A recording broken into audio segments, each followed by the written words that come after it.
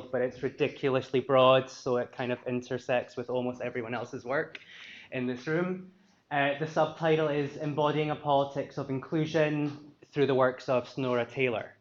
There are some images being used, so I'll provide a brief description of those. But again, if anyone feels there's something I've not mentioned that's in the images, please feel free to add that. A little bit about myself, white Scottish, 5'5", so about 163 centimeters-ish on a good day. Heavily tattooed, lots of piercings. So yeah, cool. Next slide, please. So yeah, just as with others, very briefly to explain where this contribution is coming from. As I mentioned, primarily Scottish context, a little bit of work across, Ireland, England, and France in particular. Whilst domestically, our students are about 94% non-traditional learners, something I've talked with some other people about. In the Glasgow context, that means students who are maybe older learners returning to education, folk who've not come through traditional high school straight to university, maybe gone via college, etc. It's asylum seekers, it's a very diverse body. International students on the masters tend to be a bit more stereotypical of a master's program. Lots of students from all over the world, whereas the undergraduate's a bit more domestic. Our students are involved in practice as a core component of their placements, and that can be anything from rights-based advocacy work, so immigration, disability, queer rights, through to youth work, English language acquisition, etc. Until last night, I was a PhD student. It's submitted.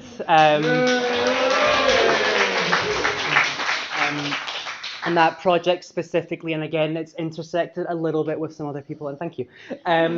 It was about lone, single, or mono parenting in the context of austerity in the UK. So austere politics, the impact of that, and how some lone parents have navigated, responded to, or endured that, depending on the cases.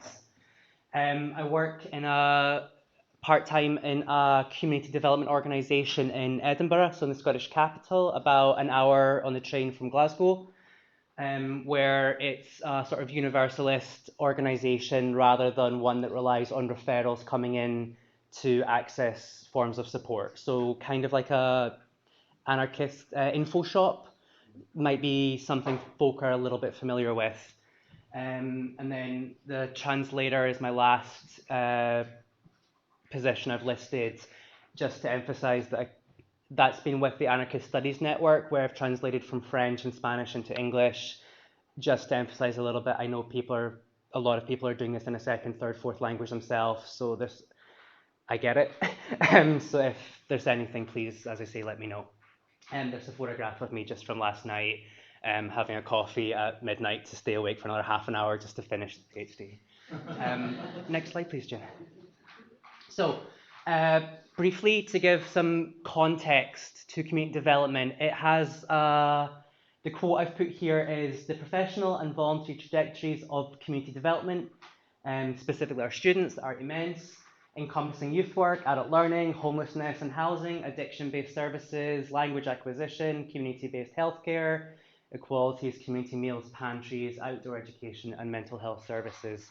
And that's just, like the tip of the iceberg type thing. It could go in a lot more comprehensive, but to try and give you a loose idea of where I'm coming from. Alongside this, histories of marginalization and experiences of oppressions are common amongst our students, encompassing, but again, far from limited to, experiences of migration, displacement, being subject to hate crime, poverty, and broader precarity or insecurities. This results in an incredibly diverse set of situated insights, like how most of us here are presenting, lived experience either by ourselves or one step removed. And therefore, they bring that into the classroom. So it's a very dialogically driven sector compared to most of the rest of the university. Primary teaching, they often give the lecture and then students go out into smaller groups. For me, even this, 15-minute presentation or so, and I think Jane will keep me right when we get closer to the time, it's quite unnatural, it's much more conversational.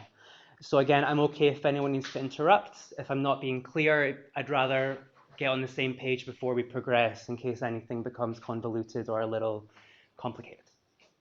On the left-hand side, there's images of three of the core theorists in like, quote-unquote community development canon. From top to bottom, these are Paulo Freire, Margaret Ledwith, and Antonio Gramsci. And some of the areas of focus have been touched on in previous days. Freire being sort of lived experience, a process called conscientization, so the personal becoming political. Margaret Ledwith is sort of the authority on community development in the UK context. A lot of her textbooks are where we get our, introductions to the field from. And then Antonio Gramsci, we talked on the first day a little bit about hegemonic structures and the idea of why are things the way they are and what does it mean to go against that. Next slide, please, Jim. So, in part, these next two slides are just to give people the idea, and again, I'll provide quick introductions to who's on screen, of where I'm coming from in my work and how I've entered into community development. A lot of it is in the Scottish context now taking place under a structure of a professional organisation called the Community Learning and Development Standards Council for Scotland. It's quite a controversial introduction. In premise, it was to professionalise what's often been a voluntary sector. Youth work, you volunteer in your evening. It's not a real profession. You do your day job and you go out and you help poor kids afterwards. And that's how it was often treated. Oh, you teach English at the community college. That must be lovely for you. It's a noble profession, but it's not a profession. That body has been useful in some contexts, but it's also been quite limiting.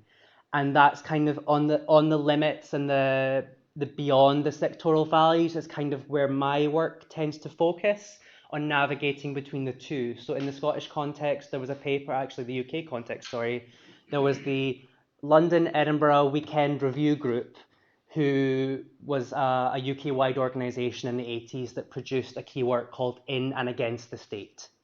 And the idea there was that you have these boundaries, but you navigate within that and you find ways to do the work you want to under a loose remit from the state, for example. So some of the theorists that I've sort of brought with me into my teaching from left to right, so Akugo Emejulu, who I was fortunate enough to have as one of my lecturers when I did my undergraduate in Edinburgh University, Piotr Kropotkin, Francis Ryan, who has produced some of the most key disability-focused works in current UK politics or British politics, Judith Butler, gender theory, queer theory, and on the right-hand side, David Graeber, who recently passed away, anarchist theorist that sort of worked to navigate how anarchism and anarchist theory belongs in university classrooms and political dialogues rather than being something that's treated as obscure, utopian necessarily, etc. Next slide, please. And that's how I arrive at today's contribution. So there's a couple of books on screen that, again, I've been using in my teaching from left to right. Pandemic Solidarity by Rebecca Solnit. In the middle, Tracksuits, Trauma and Class Traders by Dominic Hunter. Beasts of Burden, Animal and Disability Liberation, which is Sonora Taylor, whose work this next slide onwards will really focus on. And Basu Mali, using anarchism in the Philippines. So sort of trying to draw in a broader range of theories, of practice and activist-based contributions, rather than the sort of abstract theoretical. Next slide, please. So, by way of introduction to Taylor's work, one of the main introductions that she has used is a fable about this fox. So just to read it, there once was a fox whose bones were curved at the joints. He used to keep his belly full and hunger at bay. His walk was unusual, but he was strong and a good hunter. In this fable, the fox doesn't get to be cunning. In this fable, the fox is shot by a well-meaning human who sees his abnormal gait and feels mercy, takes pity, and goes on to destroy this life, considering it not worth living. In this fable, the fox, dies because of what someone else thinks is a good body, a body that can sustain itself in the world. Taylor uses this idea of a liberation-based framework rather than necessarily a rights-based framework because of the sort of fragility that one government coming in can rapidly change things. We see examples all over the world, but right now in the university context in Hungary, queer and sexual-based theory being removed from the universities. Bookstores being asked to put paper covers to disguise the contents of certain types of theory. And that's the kind of idea of where Taylor's coming from. Next slide, please, Jim. So Taylor has often used, and this is a core terminology slide, Taylor has often used the term non-human animals when referring to humans, stressing the interconnectivity. So this idea of a non-hierarchical, hence the title of my own presentation, perspective on organizing in communities, relationships to ourselves, each other, and the environments. And this is motivated as a response to historic commentaries addressing the many problematic takes by others. So, for example, Peter Singer has been quite a prominent animal liberation, animal rights activist, but has also had incredibly problematic and dehumanizing takes on many disabled people. So Taylor has worked to actively sort of circumvent a lot of these problematic takes and offer something a little bit different. I know we've had a lot of really insightful contributions on rights, advocacy, etc. So something kind of on the periphery of that, hence the sectoral values and the in and out, in and against the state kind of position that my own work takes. So another quote from Taylor here reads as follows: "I have a confession to make. I do not work. I am on SSI. I have very little work value, if any, again by a hegemonic assumption, so drawing that Gramscian theory. Returning to the quote, and I am a drain on our country's welfare system." So again, recognizing these economically capitalistic-centric perceptions of who has value, jumping all the way back to that fable about the fox. The fox is seen as unusual, so the farmer, the hunter, takes pity. And this idea of a similarity in how many people are treated, how animals are treated, hence Taylor's work combining aspects of the two. And Taylor continues, "I have another confession to make. I do not think this is wrong. And to be honest, I'm very happy not working. Instead, I spend the majority of my time doing the activity I find most rewarding and valuable, painting."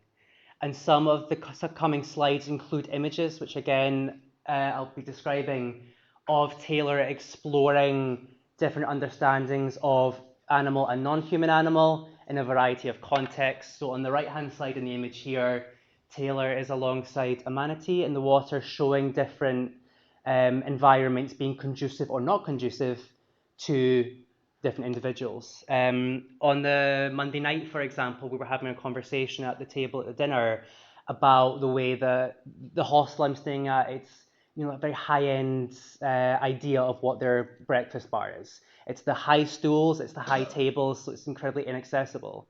It's marketed as accessible because the entrance and the elevators to the rooms are accessible, but beyond that, the accessible toilet is up 2 steps.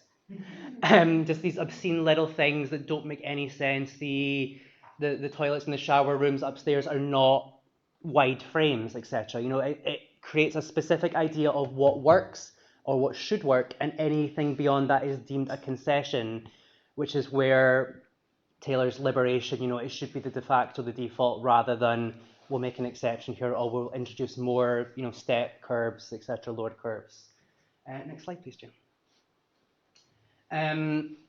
She continues, "The way that both disabled animals and disabled humans are denigrated as dependent on their communities or on other humans is treated as that drain, like on the welfare state. So rather than in the anarchistic sense, recognizing interconnectivity, interdependence, but also the agency within that, it's perceived as, when Taylor talks about the value her own body is perceived as having or not under a capitalist economic framework, the same sort of ideas apply here.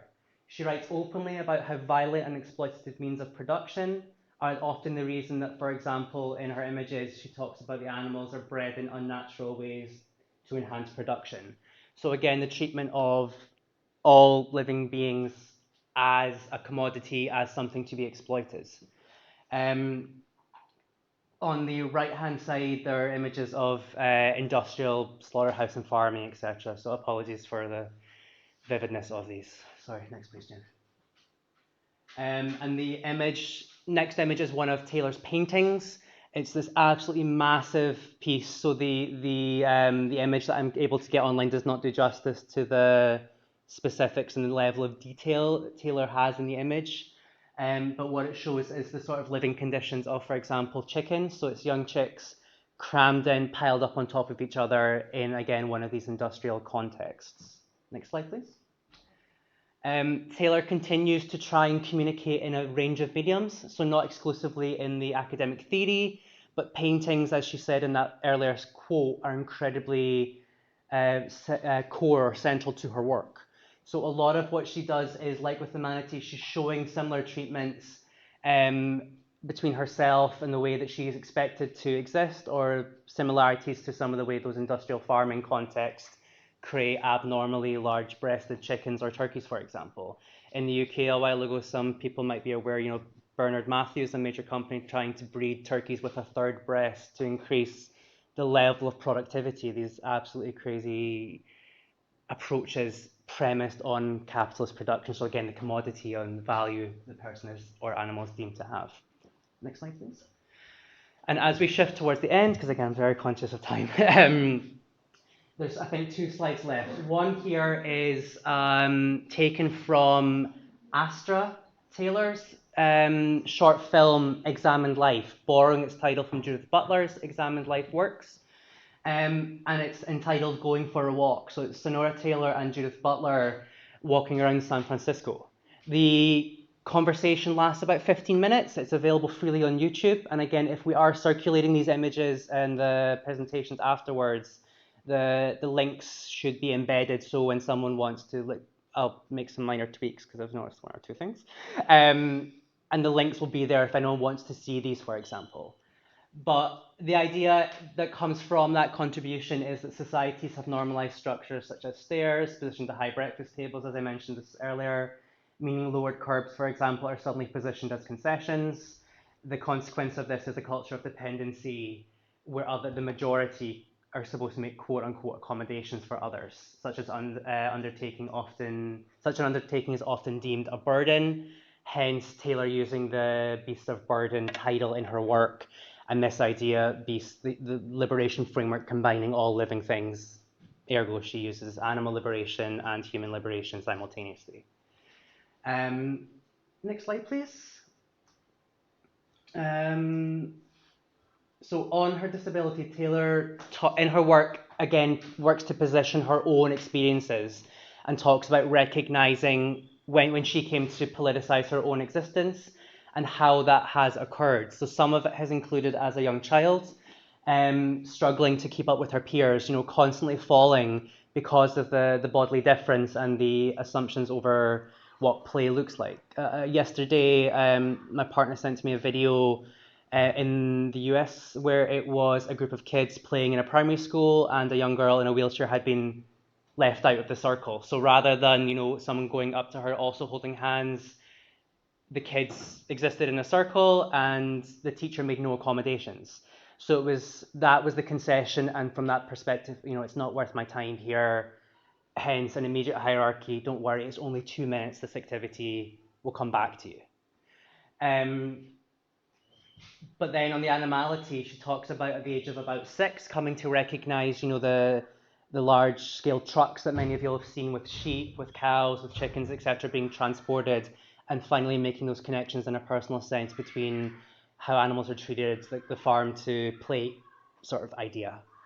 And this ultimately connects back again to the perceptions of whose life is worth what and where that perspective comes from, that very hierarchical, capitalistic, commodified existence, ergo Taylor's countenance to that. Next slide, please.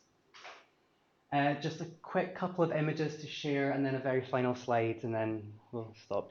Um, so Taylor again has explored ideas in existence. This here is a young girl where she's taken the lobster's claws and placed them over the hands to again show the difference.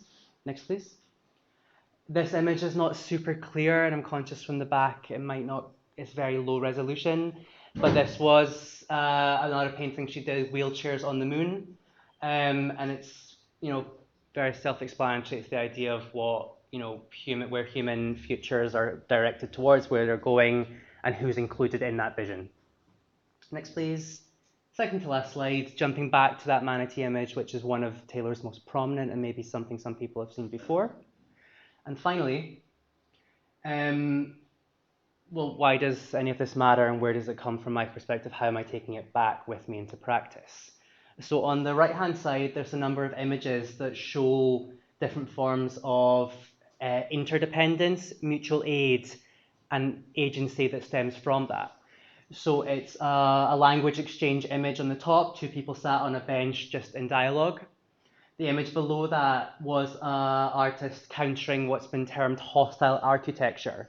So the benches in the street that have armrests included, so it's very comfortable now, but also it prevents anyone from lying down or resting on it. It's a very specific assumption that I'll be able to sit in a certain space, perhaps 50, 60 centimeters. I will fit in that and I can sit in that. And that's the idea of, what the bench is for. Never mind some of the further uses, such as homeless persons using it as somewhere to rest off the ground. And the bottom image was Sunday dinners in Tuscan. It was a poster created by the Food Not Bombs anarchist organization, where they're using community meals. People come, pay what you can model, the box is off to the side, no one's checking what you're putting in. And the idea that I have certain skills that maybe I can cook something that's Scottish, and the next week one of our colleagues produces something that's French, something that's it's Ugandan, something that is Japanese food, etc. We take turns cooking different meals and share in our culture. So finally, the last slide reads, fundamentally, as urgent as environmentalist reconceptualization of community learning and development standards councils values are, they say, no one understands the communities in which you work. The idea there is that you recognize, we have a Vietnamese community here in North Edinburgh, or we have a large Muslim population, for example, and we recognize there's certain levels of difference from the statistical, maybe elements of cultural or just interconnectivity. But a major part of that is not extended beyond our learners or service users in the community development context, hence the problems of professional body overseeing work. So it continues, practice desperately needs to have accessibility embedded in our visions. The translation needs, for example, whether to spoken or sign languages, shouldn't trigger anxiety over the ways it forces, quote unquote, us to stretch budgets. So this idea that certain venues might be cheaper, therefore accessibility, elevators, etc., is less of a priority in community development practice. It's you have a small budget from the state, which again connects to my PhD around austerity, lower and lower budgets for community groups, and suddenly how inclusive do we need to actually be with this? We don't have that much money for our work. So, we can stretch it to 5 to 10 to 15 weeks if we exclude certain people. And Taylor talks about that again in her work, some of her early art exhibitions, being unable to view the gallery because that's up a flight of stairs to this beautiful modern building, but the artist will wait downstairs, and when we come to the discussion, that's when she'll participate. But her work is, some of these images that we've seen and described just now, become the center of the work. So in premise, oh, how wonderful is inclusion, how wonderful are these liberation frameworks, but then when it comes to actually enacting them, they're often not fully thought through or engaged with. So yeah, thank you.